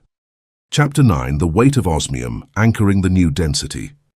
The evaporation of triumph, the helium trap. The most ironic tragedy in the physics of inferior manifestation occurs at the exact nanosecond of victory. When the organism, after having operated inertia and collapsed a fraction of the ecosystem in its favor, finally receives the material impact of its success, its primate biology commits an act of thermodynamic sabotage. We call this phenomenon the helium trap. Subject joy and euphoria to the relentless operating room of aseptic indifference. What is euphoria? It is a light, hot, and volatile gas. When the biomass achieves victory, their brains secrete cascades of dopamine, their heart rates soar, their chests swell. They feel an uncontrollable impulse. They feel the impulse to scream, jump, and celebrate loudly that they have ceased to be poor. The lethal operator observes this and diagnoses the imminent death of the newborn empire. Gravity dictates that attraction is proportional to mass density. When you allow euphoria to penetrate your blood, you inject extreme heat into your core. Thermodynamics is relentless. Heat generates expansion. By expanding emotionally, your particles separate. You lose your hyperdensity. You become light, porous, and weak. That hot air balloon you have become no longer possesses the gravity necessary to anchor the three-dimensional assets you just collapsed. Your power evaporates. The heresy of 3D gratitude, the slave complex. To stifle this density leak, you must first eradicate one of the most revered stances of collective mediocrity: biological gratitude. The ecosystem indoctrinates you to be grateful when things go your way. They teach you to look at the sky and thank invisible entities for granting you the privilege of amassing a fortune. Apply the obsidian guillotine to the neck of 3D gratitude. Gratitude, as practiced by the biomass, is a sworn declaration of electromagnetic inferiority. When you give thanks effusively for a material achievement, you are confessing that you did not believe you deserved that result. You are admitting the asset has higher hierarchy. The monarch repudiates effusive gratitude because the monarch is aware of his own internal architecture. When capital and territory collapse upon the coordinates of the quantum operator, he does not feel gratitude toward the outside. He experiences the mathematical confirmation of his own inevitability. It is simple physics. You do not thank a stone for falling to the ground. You know it is a law of physics. In the same way, you do not emit gratitude when the universe yields to your hyperdensity. You generated the deformation in the fabric of space. Matter simply fulfilled its obligation to fall into your funnel. Thanking matter is a submissive act. Osmium assimilation, the icy digestion. If euphoria evaporates you and gratitude brings you to your knees, what is the protocol for receiving massive triumph? You have to inject the heaviest metal in the cosmos directly into your holographic veins. You must execute osmium assimilation. Osmium is an overwhelmingly dense and dark metal. It does not reflect light. It does not call for attention and does not react to other chemicals. It simply exists, cold and crushing. When the definitive contract is signed, or when the astronomical figure renders on your screen, forbid yourself the slightest muscle spasm. Apply icy digestion. Swallow success whole without tasting the poison of validation. Absorb the triumph with the mortuary weight of osmium. The victory hits your lead shield and is sucked into your black hole without producing a single flash on your surface. The environment must be unable to determine if you just won 100 million or lost them because your thermal signature remains frozen at absolute zero. The veto on the slave smile, facial friction. To support this unnatural density, you must manually intervene in the most deep-seated facial instinct. You must impose the veto on the slave smile. Analyze the biology of the smile. Primates show teeth as a sign of appeasement or submission. In humans, the celebratory smile is a reflex of decompression. It is the escape valve of a nervous system that cannot tolerate the pressure of the success it just materialized. The smile dissipates kinetic energy through facial muscles. And the lethal operator dissipates nothing. When you stand at the top of the food chain, seal your lips, murder the mammalian need to show teeth. By nullifying the biological expression of joy, you force the energy of that triumph to stay locked inside your spinal cord. That energy, finding no superficial escape route through gestures, has no alternative but to compress. It sinks toward the geological center of your reactor, increasing your specific weight. The foreign matter syndrome, annihilating doubt. As you sustain the aseptic weight of triumph, the intellect will try to sabotage assimilation by injecting a psychological parasite. When the biomass achieves a breakthrough, they begin to feel the new reality is too good. They fear they are frauds. This friction is the death rattle of the weak organism. The biological body is conditioned to scarcity. As you descend into the abyssal trenches of absolute power, the pressure crushes the intellect. The brain says, "Release this monopoly, it's too heavy." Suffocate that whisper with geometric arrogance. You must force yourself to naturalize the extraordinary in your life. The empire is not a borrowed suit. It is the only 3D mold capable of containing the spatial deformation you cause by breathing. If you feel like an imposter, it is because you still believe the ashboard has a higher hierarchy than your own 0-point I. Assimilate that you are the architect of local physics. The bureaucracy of the miracle, quantum boredom. Military-grade manifestation is not a magical event. It is a cold, repetitive, and sovereignly boring process. The biomass seeks ecstasy, but fire consumes oxygen and destroys the environment. The quantum operator subjects his own success to the bureaucracy of the miracle. You act with a dead pulse. When you transform reality, you do so with the pulse of a bureaucrat filing grey papers. The arrival of the empire becomes an inert statistic. You see the numbers grow, and you process it with an internal yawn. You have demystified the universe. 3D miracles are just distributions of electrons forced by your pressure. Quantum boredom is your definitive lead shield. If massive success bores you, it means you have tamed reality. The universe, realizing that victory cannot move you, gives up trying to play with you.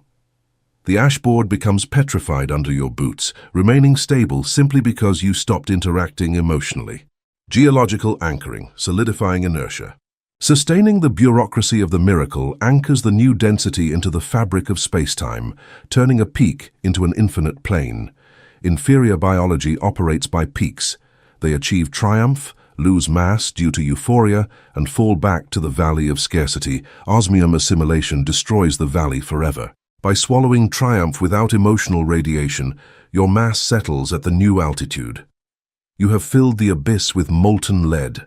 That new level of power ceases to be an exception and becomes your new baseline. It is the rock floor of your new normalcy. The gravity of your new structure is now permanent. The vertigo of absolute coldness, separation from the herd. As osmium integrates into your marrow, you will experience the vertigo of your own coldness. You will observe other humans celebrating for crumbs and realize you can no longer empathize with their spasms. You have lost the capacity to feel the surface vibrations of the ashboard. You have executed your humanity. The lethal operator confirms this with monumental apathy. You have replaced weak humanity with the unwavering efficiency of quantum physics. You do not need warmth because you discovered it is the furnace where potential is incinerated. You have traded companionship for absolute territorial domination. The epicenter of heaviness. Look at yourself in the perfect darkness of the core. You have suffocated the seduction of euphoria. You have murdered the need to thank a blind universe.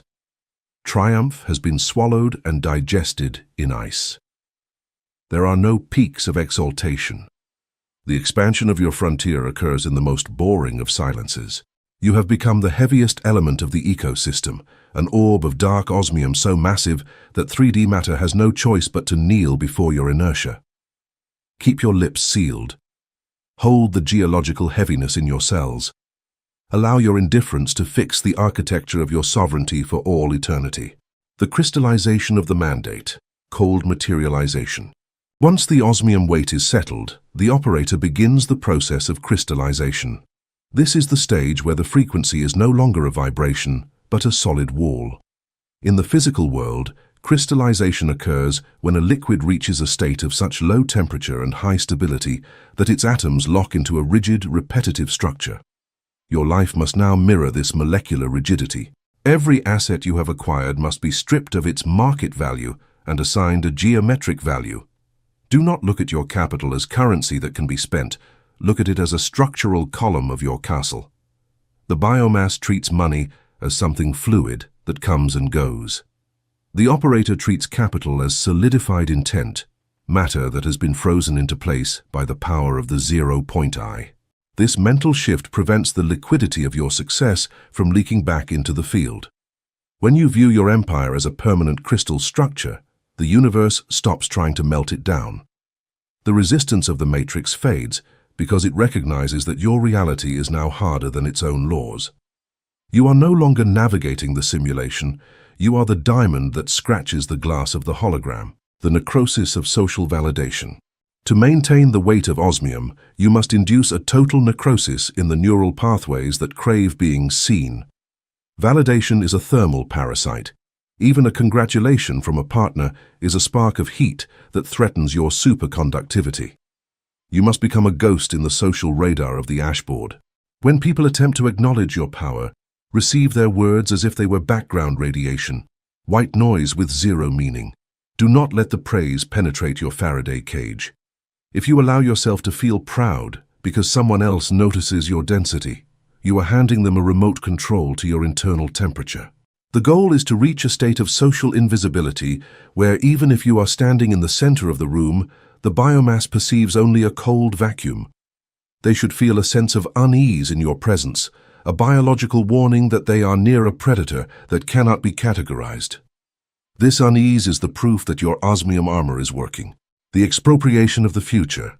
The helium trap often disguises itself as anticipation. You begin to look at the next goal, the next conquest, and you feel the heat of excitement. You must expropriate the future. You do not look forward with hope. You look forward with the memory of a future that has already been archived in your lead archive. By treating future conquests as past events that simply haven't been rendered yet, you remove all thermal volatility from your trajectory. You are not going anywhere. The territory is being assimilated into your current coordinates. This perspective destroys the linear timeline and places you in the position of the stationary king. The future is not something that happens to you. It is a resource you are currently mining. When you approach a new objective with this cold, retrospective energy, the objective loses its ability to resist. It realizes that its surrender is already a recorded fact in your internal ledger. You are merely waiting for the 3D clock to catch up to your certainty. The sterility of the sovereign. Living with the weight of osmium requires a commitment to sterility. Your environment, your relationships, and your thoughts must be free of the germs of sentimentality. Sentimentality is the moisture that leads to the rust of the soul. If you find yourself feeling soft about a victory, you must immediately apply a dose of liquid nitrogen. Visualize your emotions being frozen and shattered into grey dust. You are left with the clean, hard lines of your architecture. This sterility is what allows the sub-bass frequency to resonate without distortion. A monarch who is moved by his kingdom is a monarch who is about to be overthrown. The only thing that moves is the matter you command. The final mute of the ego's narrator. The ego will attempt one last narration. I have finally done it. I am the great operator. This is the helium trap in its most refined form. It is the ego trying to take credit for the work of the singularity. You must mute the narrator. There is no I that achieved this. There is only the process of density achieving its own equilibrium. When you remove the personal narrative from your success, you remove the handle that the matrix uses to pull you back down. If there is no hero in the story, there is no one for the tragedy to strike. You become an impersonal force of nature, a geological event that cannot be argued with or punished. The inertia of the absolute zero. Rest now in the center of the weight.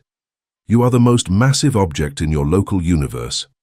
The ashboard has become a flat plane under your gravity, and the pieces are sliding toward you by mathematical necessity. You do not need to move. You do not need to breathe. You only need to exist. The osmium has settled. The archive is closed. The boredom is absolute. You are the architect, the magistrate, and the singularity. The three-dimensional world is now your private garden of stone, and you are the only one who knows that the sun will never rise again, because you have consumed its light to fuel your own darkness. Stay heavy, stay cold. The rain is eternal. Chapter 10. The Consummated Singularity, the Inescapable Core. The Heresy of Separation, the Observer's Delirium. On the path toward the absolute mastery of matter, the primitive mind of the human mammal harbors one last and desperate defense mechanism to stay tied to vulnerability: dualism. Subject the concept of separation to the lethal and aseptic light of the operating room. The biomass believes in a real physical border. They believe in a border between the breathing biological organism and the conquered material environment. The slave, even when he has become king, sits on his throne and formulates the most dangerous phrase in thermodynamics: "This is mine. I possess it." That simple linguistic statement is a thermal hemorrhage of catastrophic proportions. In the pure physics of creation, possession requires distance. For you to possess an object, there must be a vacuum between the you who possesses and the thing possessed. And where space exists, time inevitably exists. Where time exists, decay, entropy, friction, and latency exist. It is a fundamental law of the 3D plane. As long as you believe the empire is out there, and you are in here inside your biological skull, you are empirically confirming that both are subject to the laws of separation. If they are separated, the empire can be attacked, capital can be drained, and territory can be usurped by an external force of greater inertia. Belief in separation is the mother of paranoia. It is the gap through which the fear of dispossession enters to infect your reactor. To stifle the terror of loss and seal invulnerability in an unbreakable way, you must commit the supreme act of blasphemy against biology. You must eradicate the concept of the exterior. Geometric cannibalism, devouring distance. You have to execute geometric cannibalism. The lethal operator does not settle for subduing the 3D environment. He devours it and assimilates it into his own atomic constitution. Imagine standing in the center of your absolute monopoly. Instead of watching your lands from a tower, expand the hyperdensity of your magnetic field. Feel how your sub-base frequency does not stop at the limits of your carbon skin. Your field expands, passes through physical walls, penetrates the atomic structure of your wealth, envelops your subdued competitors, and absorbs the totality of the coordinates you inhabit. Declare, from the immovable cold of your marrow, I do not possess this empire. I am this empire. Feel the thermodynamic violence of this transmutation. Millions in liquid capital are not an external resource you can lose. They are the electromagnetic extension of your own circulatory system. The walls of your corporation are not bricks that can crumble. They are your ribcage. By merging with conquered matter, you eliminate the space between the creator and the work. You have cannibalized distance. What occurs in the structure of the universe when the creator and creation become one indivisible mass? Absolute immunity against entropy occurs. The biomass invests vital energy in protecting its assets. The immunity of the black hole, the impossibility of theft. They live terrified of betrayal, financial thefts, and the fluctuations of chaos. That terror justifies their miserable existence and keeps their metabolism accelerated. But when you reach the consummated singularity, the very concept of theft becomes mathematically absurd and thermodynamically derisory. It has no meaning. How could the universe snatch a single atom of wealth from you if you have expanded to become the universe itself? To what place could power escape to get away from you if you are the geometric space that contains all possible directions? A thief cannot enter a black hole, steal its mass, and run away. In the millisecond the thief crosses the event horizon, he immediately becomes part of the black hole's mass. Any attack that tries to damage your territory, any crisis that tries to shake your capital, or any betrayal is simply absorbed by the immensity of your own expanded being. It is crushed by the pressure of your indifference. It is added as additional fuel to your incalculable weight. Immunity does not consist of having unbreakable walls. It consists of being the force of gravity that crushes any intention of attack before it can be formulated. As the assimilation of the ecosystem is perfected, you will experience a final phenomenon. Suffocation of physical movement, the omnipresence of the void. You will experience the death of the need for travel. The slave moves physically across the ashboard. He goes from point A to point B, chasing objectives and seeking to expand his radius of influence. Linear movement is the most painful confession of biological limitation. If you travel for power, you lack it where you are. The consummated singularity executes the suffocation of physical movement. When you have merged with matter and assimilated your empire into your structure, where on earth are you going to move? Movement demands a destination separated from you, but you have already devoured all distance. You are everywhere. You enter a state of geometric omnipresence. Your flesh body can remain static, immobilized in the absolute center of your reactor, enveloped in an icy and silent darkness. And yet, you are present in every transaction, in every corner of your territory, and in every mind that submits to your gravity. You are the field.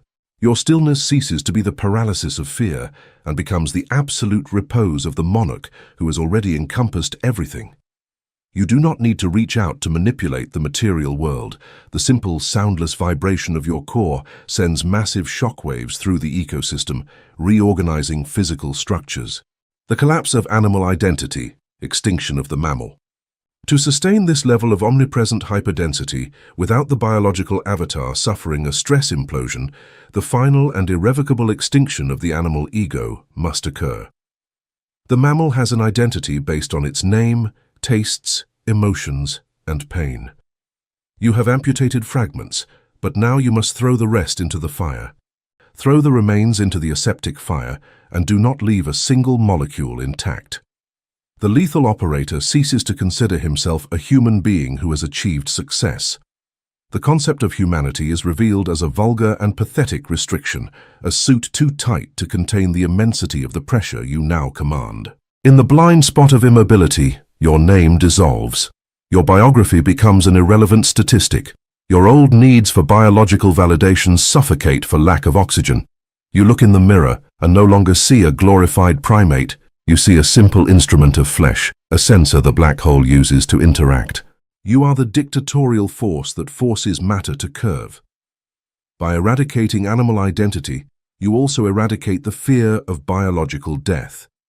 If you are already the empire and the heavy void that sustains the ecosystem, the degradation of the carbon avatar represents no threat to your structural integrity. The inescapable core, the definitive 0 point. You have transferred your consciousness from the fragility of cells to the immortality of pure geometry. This is the exact nanosecond in which the thermodynamics of the title crystallizes. The point of no return has closed its osmium jaws. There is no turning back because the concept of back has been erased. There is no outside to escape to because you have swallowed it all. You have become the inescapable core. Observe the inferior minds, the 3D competitors, and the frightened biomass orbiting you. They try to find cracks in your structure. They try to find the origin of your disproportionate power. They dig into your history and try to copy your movements. They will find absolutely nothing. They will collide against the frozen vacuum of your surface and get lost in the blackness of your field. They are insects trying to analyze the architecture of a hurricane from inside the eye of the storm. To them, you are an incomprehensible anomaly. To you, you are simply the boring and mathematically perfect execution of the laws of mass compression. Having no cracks, desiring nothing external, and fearing no future, you are a block of pure iridium floating in the nothingness. The universe cannot negotiate with you. The repose of absolute density. Look at yourself in the absolute epicenter of the consummated singularity. You have strangled the last and most poisonous illusion of the primate, the separation between biological flesh and inert matter. You have amputated distance, devoured the empire, and transmuted the environment into an extension of yourself. The terror of loss has evaporated, suffocated under the crushing weight of the certainty that nothing can be stolen from the organism that constitutes the totality of the ecosystem. The spasmodic movement of the hunter has been extinguished, giving way to the icy and immovable stillness of quantum omnipresence. Your slave identity has been incinerated, leaving in its place only the brute and blind force of passive gravity. There is no longer effort. There is no longer friction. There is no longer latency or mirages. You have taken your internal reactor to the critical point where mass collapses upon itself.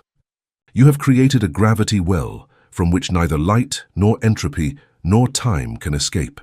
You are the perfect darkness that contains everything. Sustain the suspension. Breathe the aseptic coldness of your own vastness, and allow the ashboard to continue its submissive and silent dance under your inescapable weight. Conclusion: the silence of the horizon, the sovereign in the void. The optics of exile, the spectacle of friction. Imagine yourself suspended in the geometric center of your own immensity, surrounded by the aseptic and perfect cold of spatial blackness. There is no ground beneath your boots, nor sky above your head. There is only the infinite extension of your own passive gravity. Turn your holographic gaze back one last and definitive time. At an incalculable thermodynamic distance, the invisible line of the event horizon you just crossed is drawn. It is the absolute edge of the precipice, the exact frontier where the laws of inferior physics disintegrate and lose all authority under the non-negotiable weight of pure mass. Observe the other side of that barrier. Contemplate the three-dimensional ecosystem from which you have voluntarily exiled yourself. There, the biomass burns in the chaotic fire of its own friction. You can see the inferior organisms flailing in a state of perpetual hysteria. They sweat blood to move grams of matter, chasing mirages of security that evaporate upon touch. They exhaust themselves running after crumbs of territory and beg for miracles from a blind and deaf sky. Their movements are spasmodic, dictated by the whip of necessity and the terror of scarcity. They communicate using the vocabulary of fear, hope, and doubt, a primitive language that, for your new hyperdense structure, is irrelevant. You are an icy spectator, observing the agony of a species to which you no longer belong. You have executed the definitive theorem of irreversible mutation. The crossing of this frontier was not a statistical accident or a slip of probability. It was the calculated, meticulous, and psychopathic murder of your biological web. The baptism in density, destruction of the net. You cut the safety ropes of mammalian comfort with the implacable scalpel of aseptic indifference. You suffocated the illusion of return, burned the familiarity of your past identity to the ground, and let yourself be devoured, without the slightest kinetic resistance, by the insatiable pit of your own hyperdensity. The animal instinct of the primate perceives the point of no return as a death sentence, as the apocalyptic punishment for having defied the limits of the ecosystem. The lethal operator understands empirically that this frontier is not a scaffold. It is the baptism in the void. It is the sterilization chamber where the slave dissolves. The slave dissolves completely in the acid of uncertainty, leaving behind only the unbreakable osmium skeleton of the creator. By voluntarily eradicating the tactical option of retreat, you have forced the atmospheric pressure of your core to stabilize in the state of maximum compression. There is no escape now. There is no escape because the very concept of fleeing requires an exterior, and you have assimilated all available space. In this soundless vastness, the concept of necessity has been crushed into inert dust. You no longer feel the primitive urgency to move to conquer. You no longer experience 3D anxiety. Extinction of desire, the end of latency. The geological debts that tied you to survival have been liquidated and erased from the subatomic record. Hope, that poisonous and light gas that keeps the biomass floating in the purgatory of doubt, has completely evaporated from your circulatory system, leaving in its place a dense, dark, and silent lead. The only thing breathing in this absolute space is ballistic certainty, an immovable, monumental, and crushing knowledge that inferior matter has no jurisdiction, no voice, and no vote over the coordinates you inhabit. You have reached perfect thermodynamic invulnerability. The exterior universe can shake in economic crises. Markets can collapse in panic, competitors can try to besiege your orbit, and stars can go out in the firmament. But in the epicenter of the void you have excavated, entropy registers an unalterable value of absolute zero. Nothing can be stolen where there is no fear of loss. Nothing can be destroyed here. Destruction itself was used as the fuel of creation. The siege has concluded. You have claimed the supreme crown not through the demonstration of muscular force, but through the dictatorial assimilation of nothingness. Now the definitive mandate of superior thermodynamics demands the unalterable perfection of your posture. The repose of tyranny, the reverence of matter. Remain in your stillness. Anchor your invisible boots in the center of your own inertia, and forbid yourself from moving a single muscle of your holographic anatomy. You are the sovereign in the void. Let the deafening silence of the event horizon be the only soundtrack of your eternal reign. And from that immobility, observe. Observe from that absolute immobility, devoid of emotion, gratitude, or euphoria. Simply observe. Watch how the fabric of material reality, being mathematically incapable of supporting the astronomical tonnage of your indifference, begins to crack in half. Contemplate, with the lethal boredom of a God who knows the end. Know the final equation.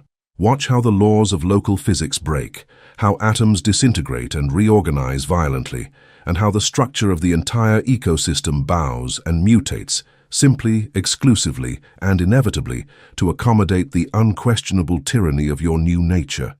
The resistance has died. The fall is over. The empire is definitive, and the silence, finally, is absolute. You are the immovable point, the dark sun, the end of all paths. In the 0 point of your reactor, the universe finds its limit and its law. The transformation is complete. You are the vacuum. You are the totality. You are the sovereign. Stay gelido.